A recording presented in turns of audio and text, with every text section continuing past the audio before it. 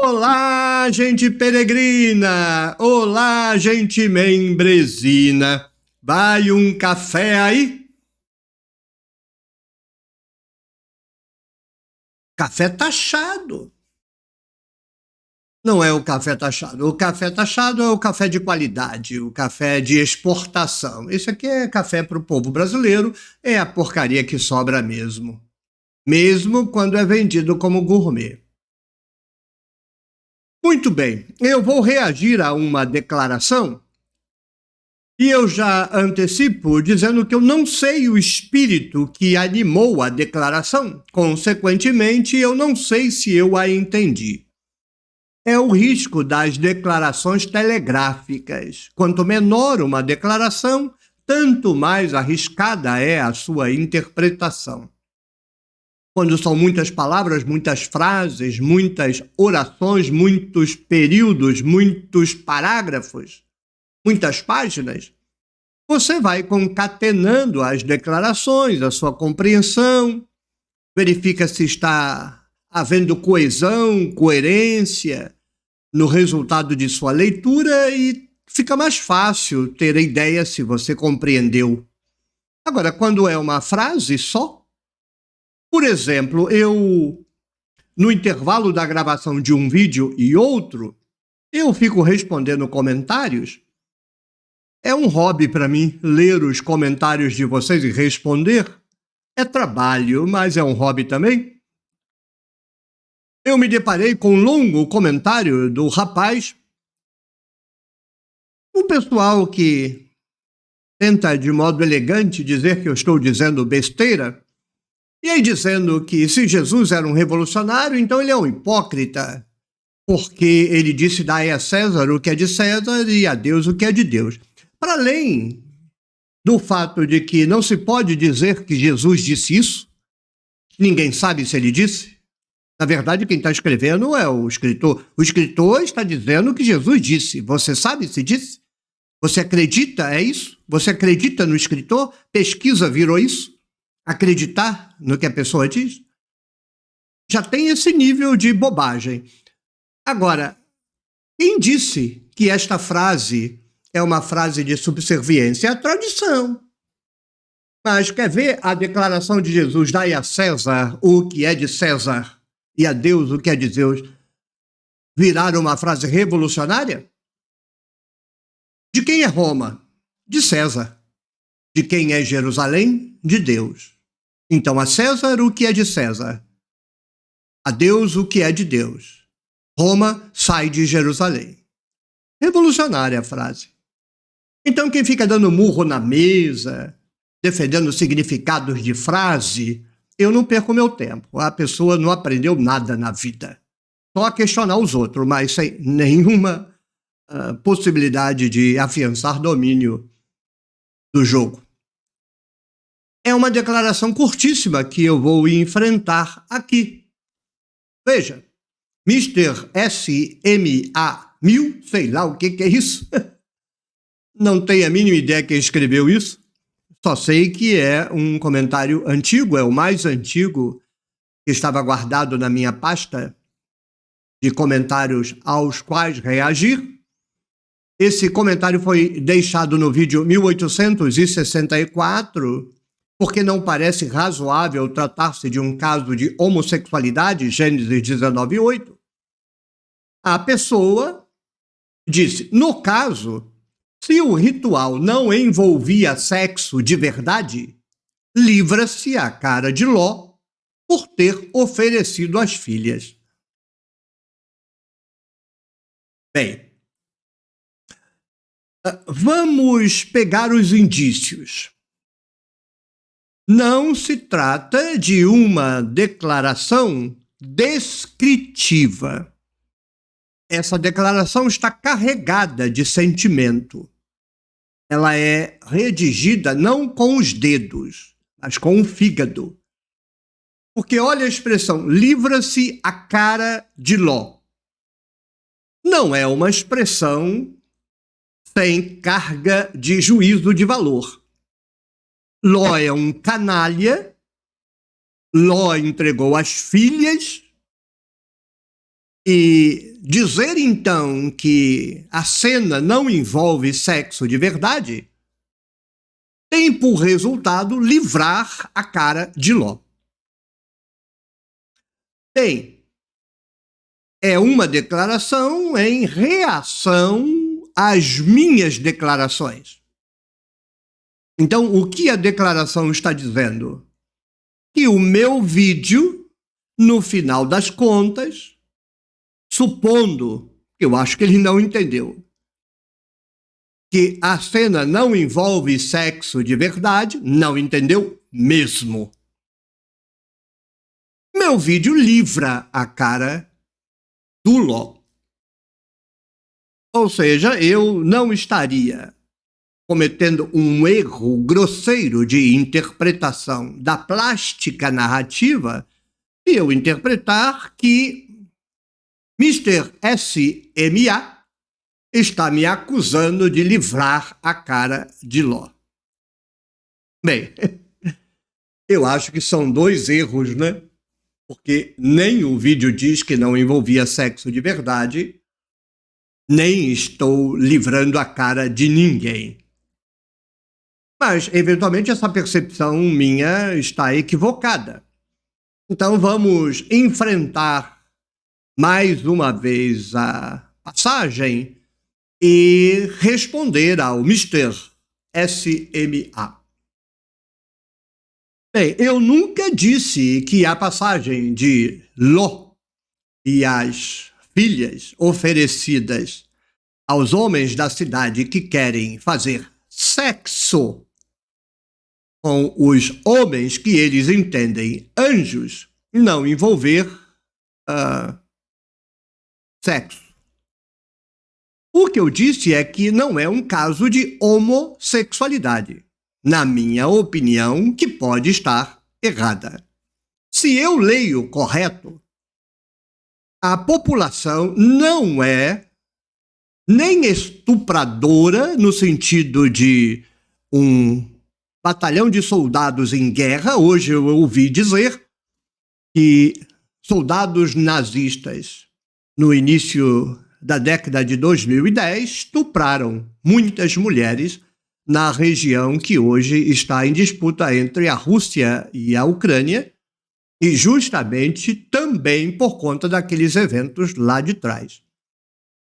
Também num livro chamado A Ferro e Fogo, dizia-se que na Guerra do Paraguai, não sei até que ponto há verdade nisso, fazendeiros ali da região da fronteira se viam vítimas de estupros, as suas filhas, as suas mulheres, por parte dos dois exércitos, do brasileiro e do paraguaio. Não sei até onde há fundo de verdade nisso. Eu estou dizendo que a guerra se aproveita do contexto para estupro.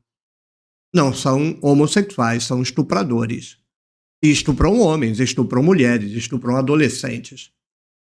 Na cadeia, muitos homens usam outros homens por conta da ausência de sexo. E não é caso de homossexualidade, é estupro mecânico de uma outra pessoa, não interessa o gênero. De modo que você pode falar de sexo de homem e homem que não seja homossexual. Aí é estupro. Quando é consensual, óbvia e indiscutivelmente é homossexualidade. Não é o caso aí. Então eu não disse que não havia sexo. Eu disse que não era um caso de sexo homossexual. Aí eu disse mais. Eu disse que o que está em jogo é a informação que o narrador dá e que só faz sentido na passagem ser uma informação de conhecimento de todos, de que são anjos, não homens. Então, a população quer fazer sexo com aqueles homens. Como no caso lá da outra passagem, nesse caso de Juízes, em que a população quer fazer sexo com o levita, o sacerdote, de novo, contexto religioso, litúrgico, teológico, sagrado. É sexo sagrado, não é sexo homossexual, mas é sexo. O que os homens da cidade queriam fazer é enfiar os seus órgãos genitais nos buracos dos anjos, para daí extrair poder. Não é um caso de homossexualidade, mas é um caso de sexo. Se nós levarmos, nem que seja por hipótese e boa vontade, a sério esse arrazoado, salta aos olhos uma incoerência na interpretação tradicional de que se trata de um caso de homossexualidade. Digamos assim, temos a parada gay. Aí a parada gay passa à porta de uma casa onde há um jovem dos seus 22 anos, o homem mais bonito do planeta. E então eles param a parada gay e vão todos para aquela casa e dizem ao pai do jovem, me dê esse jovem, nos dê esse jovem, porque a gente vai comer ele. E aí o pai diz, não, meu jovem é muito lindo, é o homem mais bonito do planeta, tome aqui minhas filhas. Aí os homens da parada gay, que são gay, vão fazer o que com as filhas? Se se trata de um caso consciente, uma narrativa clara, explícita de homossexualidade, quando Ló entrega a filha dele, as filhas, ele está fazendo papel de idiota. Porque o que os gays vão fazer com as filhas? Não. A passagem pressupõe héteros que vão fazer sexo ou com homens em condição sagrada, sacerdotes de culto de fertilidade, ou em qualquer circunstância com mulher. Então, de qualquer forma, envolve sexo. O Mr. SMA entendeu errado o vídeo, certamente, mas não é sexo homossexual.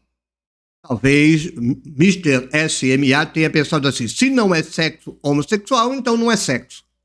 Porque envolve a população da cidade e os dois homens, que não são homens, são anjos. A questão ainda passa pelo fato de se estar livrando a cara de Ló. Não se trata de livrar a cara de Ló, porque eu não livro a cara de personagem bíblico. Eu acho que eu sou até crítico demais, fruto de minha exasperação com a tradição cristã, que para mim é uma tradição apodrecida só por ser monoteísta. Quando, por mais nada, e olha que há 1 milhão de coisas horrorosas para dizer do cristianismo, mas é uma tradição podre monoteísta. Então eu tenho tanta ojeriza, tanta aversão, tanto nojo da tradição judaico-cristã por ser monoteísta, que eu acho que eu pego pesado com os personagens bíblicos. Então livrar a cara de um personagem é uma acusação que só é me arrostada com leviandade. No caso de Ló, o que o personagem está fazendo é recorrer a duas tradições do mundo bíblico. Primeira, mulher é propriedade do pai. A filha é propriedade do pai. Nem gente é, por assim dizer, né? Um fato interessante é que nas tradições de incesto de Levítico, está interditado ao homem dormir com qualquer outra mulher que pertença a outro homem. Mas não está dito que o homem não pode dormir com a própria filha. Alguém vai dizer, porque é óbvio. Não, não é nada porque é óbvio. Porque nos textos babilônicos está dito que o homem não pode dormir com a própria filha. É óbvio, meus ovo. Não está dito porque não é interditado. E por que não é interditado? Porque a filha é propriedade do homem.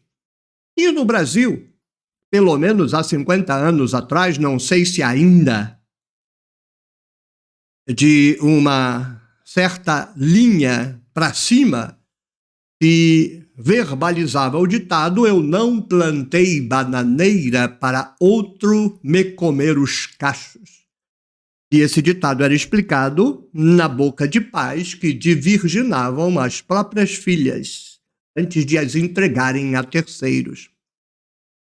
Então, há em certas tradições, o homem simplesmente se apodera da mulher, da filha, das esposas, das concubinas e as trata como quiser, é a propriedade dele. Em segundo lugar, há uma tradição de hospitalidade que é sagrada. Mulher não é gente na tradição bíblica, nem na igreja, de modo que é uma tradição. A segunda tradição se sobrepõe a essa, porque há o império da hospitalidade. Ló tem 2 visitantes na casa dele, querem fazer mal a esses visitantes e é obrigação de Ló impedir. E o que ele faz, julgue quem quiser julgar, é propor uma troca. Com eles não, estão sob o meu teto, que seja com minhas filhas, mas com eles não. Bem, se vamos condenar, temos que condenar a cultura como um todo, né? O personagem Ló aí não faz o papel de um canalha, ele faz o papel do bom cumpridor da tradição cultural da hospitalidade. É um homem absolutamente adequado àquele mundo, né? Vamos sair do personagem e pensar na tradição. É uma tradição horrorosa. Se você vai manejar a tradição da hospitalidade a ponto de pôr os visitantes e a segurança deles e o valor deles acima do valor de sua família, é um valor que nós, ocidentais, humanistas, da família nuclear cristã, vamos absolutamente aborrecer e detestar, né? Para essas filhas, é um desvalor. Se você perguntar à filha o que ela acha desta tradição, ela vai mandar você para o inferno. Mas as pessoas, principalmente as fracas numa cultura, não determinam os valores. Na África, há a tradição de excisão feminina. Cortam-se o clitóris e os lábios grandes e pequenos da vulva das meninas quando fazem 8 anos. Você acha que elas gostam? Odeiam. Mas é a cultura. E quando eu digo mas é a cultura, eu não estou dizendo deixa. Por mim tem que acabar com isso. Numa sociedade onde querem fazer mal, por assim dizer, aos seus visitantes e você oferece às filhas, para mim o Estado tem que interditar isso. Tem que intervir. Eu não estou passando a mão na cabeça de ninguém. Eu só estou explicando. E o fato de que Ló entrega as filhas, para mim, é prova cabal de que o narrador, quando ouvir você vir com a conversa fiada de que é texto de homossexualidade, ele, hein? O que é isso, homossexualidade? Explica para mim. Não tem absolutamente nada a ver com homossexualidade nesse texto. Agora, não deixa de ter uma certa razão. Alguém poderia estar usando os argumentos que eu uso para livrar Ló. E vou dar um exemplo. Eu sempre, e ainda, achei a tese do Israel Finkelstein de que Israel era o cananeu revolucionária. Porque, afinal de contas, um povo tão metido a besta, um povo tão xenófobo, não interessa as razões que o levaram a ser metido a besta, xenófobo, se orgulha dos textos que dizem que Deus mandou matar cananeus, e o israelita é cananeu. Então, eu achei revolucionário. Mas, recentemente, por conta dos acontecimentos em torno de Gaza, eu não sei se me veio a ideia ou algum peregrino a sugeriu, de que, no fundo, o que Israel Finkelstein pretendeu foi anular a crítica potencial de que a terra foi roubada. Porque se Israel é cananeu, então ele está ali o tempo todo. Aí nós temos um problema. Porque nós temos a tese: Israel é cananeu.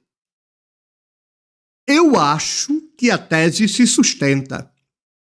O livro A Bíblia Desenterrada, se ele tem um monte de porcaria no início, o início é lixo puro, o troço mal escrito.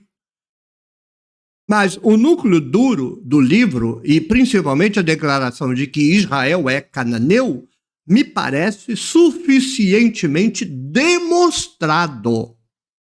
Não é uma hipótese, é uma tese sustentada e que eu acho que está correta. Muito bem. Agora, por que é que Israel Finkelstein fez isso? Porque, no fundo, ele quer desarmar a retórica contra-israelita de que eles são ladrões de terra? Porque se, afinal de contas, Israel é cananeu, a terra era dele.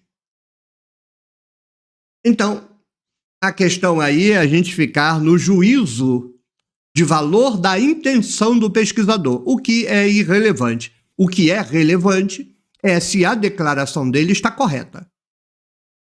Israel é Canaã? Eu acho que ele demonstrou o que é. O que ele pretende fazer com esta tese, e no meu modo de entender ela corresponde aos fatos, não vem ao caso e não interfere na tese. Quem pretender abrogar a tese por conta da intenção política de quem a defendeu é uma besta quadrada. Então vamos pensar. Qual é a intenção que eu tive ao fazer o vídeo? É irrelevante. O que é relevante é se o que está dito corresponde à verdade. É uma passagem de homossexualidade? Então os homossexuais vão fazer o que com as filhas? Pegar as calcinhas delas e usar? Para que Ló oferece filhas a gays? Não faz nenhum sentido. E eu disse que não era para sexo que os homens queriam os anjos, era para sexo. Então, a minha intencionalidade é irrelevante. O que é relevante é se a proposta que eu faço de Sodoma não ser uma narrativa de homossexualidade, mas uma narrativa de sexo sagrado, derivado de práticas de culto de fertilidade, como as práticas relacionadas, por exemplo, às bacanais, o culto de Dionísio, Baco, procede ou não. Não livrei a cara de ninguém. Fosse hoje, Ló estaria cometendo um crime. Muito bem. Eu não sei se eu entendi. Mr. SMA. Mas obrigado por sua provocação, porque me rende esta tentativa, terceira, quarta, quinta, de esclarecer uma tese, eventualmente errada, né? Mas eu acho que a cereja do bolo dessa retórica é o que vão fazer os gays de Sodoma com duas meninas. Provavelmente pentear o cabelo delas, pegar a roupa delas e usar. Bobagem.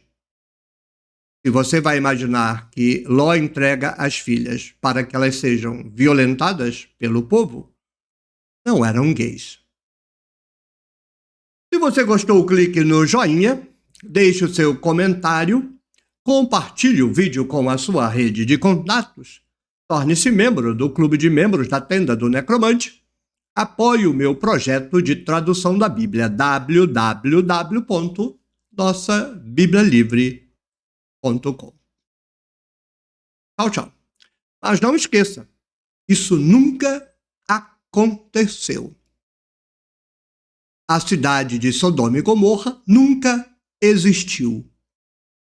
A casa de Ló nunca foi visitada por anjos. Os moradores da cidade nunca tentaram abusar de anjos e Ló nunca entregou filha nenhuma para cidadão nenhum. É tudo ficção. Resta ver se compreendemos o enredo dessa ficção. Agora sim. Tchau, tchau.